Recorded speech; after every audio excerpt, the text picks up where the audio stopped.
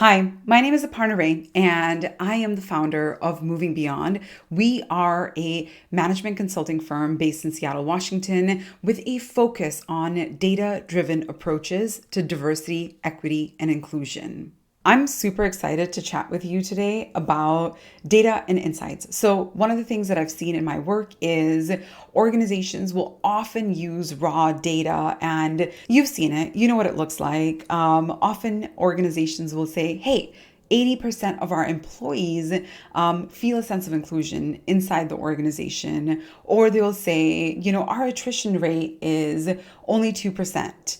And that's great.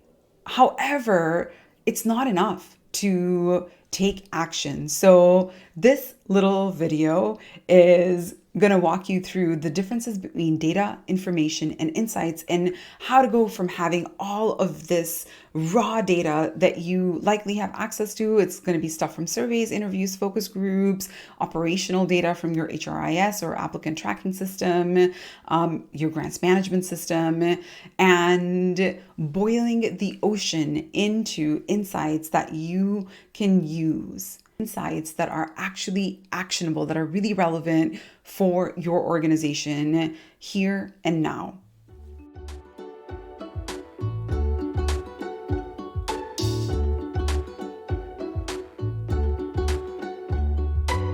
One of the best things I can offer you is how to differentiate between data and insights. Data casts light on a given topic, it informs and educates us, but data doesn't do our thinking. And that's one key takeaway for all of us. Data in and of itself doesn't do the thinking. We as people have to make the leap. So let me offer some vocabulary. All right. So data refers to raw and unprocessed facts, figures, or observations. It consists of individual pieces of information or data points, often in the forms of number, text, or some other structured format. Data on its own usually lacks context or meaning. The next is information. This is the result of organizing, processing, and contextualizing data to make it more meaningful and useful. It involves transforming data into a structured format that can be easily understood. Information provides context, relationships, or patterns within the data, and it allows you to convey meaning. It can help answer specific questions or provide relevant details about a particular subject. For instance, converting raw survey responses into aggregated statistics or creating charts and graphs to present trends and comparisons is turning data into information. Now, what are insights? Insights go beyond information by providing a deeper understanding, interpretation, and some kind of actionable to-dos. They involve extracting meaningful and valuable knowledge from the information, and insights arise from the process of analyzing and identifying patterns, trends, correlations, the cause and effect relationships, or underlying factors within the data. Insights provide a fresh perspective or new understanding, something that you didn't already know that can drive your decision making, or it can spark, further exploration. Like, what else do you need to know? Insights can help answer the why behind something that you're noticing. They can also highlight hidden opportunities or hidden challenges. They require critical thinking and expertise, right? So extracting and articulating an insight requires some expertise. For example, it could be in identifying a correlation between employee engagement and productivity, or recognizing customer preferences through analyzing, let's say, purchasing behaviors. That would be an example of an insight as well. Okay. Let me offer you a really simple example because I just spoke a lot about the differences between data, information, and insights. So data is knowing how many bananas that you have. Let's say you have 4 bananas. This is operational information, right? We don't have context just yet. So with context, you might say that these bananas are ripe, and we could have some qualitative information, right? Some descriptions. It could be around the smell or the texture of these banana. And an inference that you may have at this moment is, you know what, these bananas are ready to be used, or they're going to go bad and attract a lot of fruit flies. So all of this allows you to maybe generate an insight, right? I have 4 ripe bananas that are ready to be used in, let's say, baking. So we know these bananas are too ripe to be eaten as is. It allows you to make an insight. These bananas are too ripe to eat as is, but they would be great for banana bread. What we are after in most instances is not the raw data, right? Like, what does it mean that I have 4 bananas? What matters is that I have insights. What do I do with them? At this point, you might be getting a little hungry from the banana bread example, but as you were thinking about the differences between data, information, and insights, I encourage you to find a really simple analogy that can help keep this concept fresh for you in your work. Hey there. If you've been enjoying this video so far, I encourage you to stay connected with me and be a part of our learning community.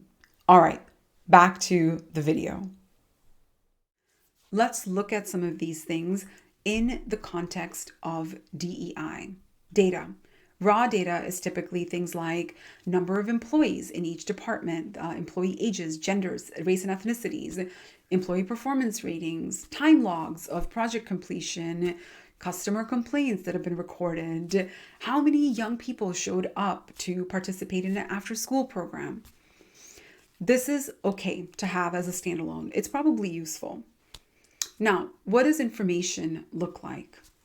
Information can look like an overview of the distribution of employees across departments, highlighting the size and composition of each team. Like demographics within an organization, providing the breakdown of like ages, gender, racial or ethnic backgrounds, and presented intersectionally. It could be a project timeline showing the duration of each task and the overall completion time, allowing somebody to make a decision about whether or not the project is efficient, right? Or maybe is the project going to be profitable? Summaries of customer complaints categorized by type or frequency to understand where there are needs for improvements or resolutions, right? Like what's the thing that people are complaining about so that we can go and fix them. Insights. This is where data and information becomes really actionable. So for instance, after looking at the data on employee performance ratings, let's say it's evident that teams with diverse mix of skills and perspectives tend to achieve higher ratings, indicating essentially that there is value in diversity in driving productivity and success. So everybody, regardless of their race, is performing better when the team is diverse. Now, this lets you make decisions on how you want to hire for open roles on the current team or maybe some other teams. Or for instance, analyzing project time logs reveals that certain tasks consistently take longer than you anticipated, which if you're a fan of Brene Brown, in her Netflix special, this is one of the things that she talks about. And, I think she's at a place where she can laugh about it. And like Brene, I'm one of those people that always thinks something is going to take a lot less time than it actually takes. So as an organization, this insight can prompt a closer look at like underlying causes, where are the inefficiencies or bottlenecks, or perhaps like this task just needs to be, allocated more time, period. So a project manager can make improvements to resource allocation rather than asking employees to do, more work with less time. Or one that's really closely related to what DEI practitioners are often looking at, which is representation or demographic data. By starting to analyze demographic data, it might become apparent that there is an underrepresentation of certain groups in leadership positions. So rather than assuming that it's the case, we can look to data. And this insight can highlight the importance of implementing measures to promote equally across the organization. You might notice, like people of certain racial or ethnic groups are getting promoted a lot faster than others. And so this might lead you to an insight around shifting how promotions happen so that they're equitable by race and ethnicity. Knowing how to make the leap from data to information to insights is, I think, one of the most important skills for any DEI or HR practitioner. Hey, Aparna again, checking in to see what you think about this video on data, information, and insights. If you found this video helpful, then I'm going to invite you to join me for my course on data for inclusive change, where we're going to dive deeper into concepts like this and build on a foundation of how to gather really great data, how to process it and generate insights, and what to do with it, how to develop strategies and activities that are going to help move your equity work forward. I'm going to pop the link here for you to check out, and I hope to see you in the class.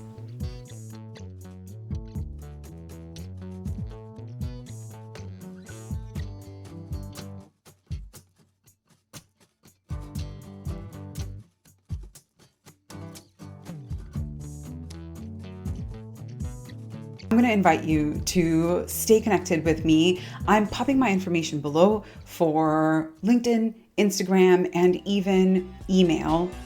Let's stay in touch and learn from each other. I'm super excited to be in this learning community with you. Thanks for being here.